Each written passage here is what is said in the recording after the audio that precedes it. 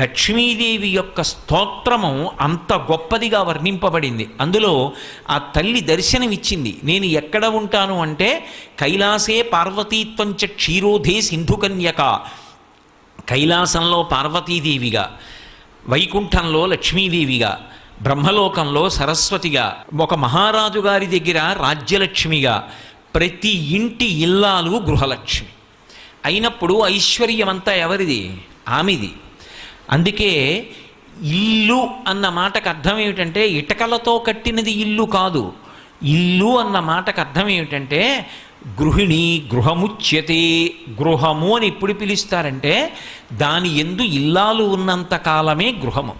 పురుషుడు ఎంత బడలిపోనివ్వండి, ఆమె నవ్వుతూ పిలిచి ఒక్క పాత్రతో కాస్త పళ్ళరసం ఇచ్చిందనుకోండి సేద తీరుతాడు. ఆమె ఒక్క నవ్వు నవ్విందనుకోండి సేద తీరుతాడు. ఆమె ఒక మాట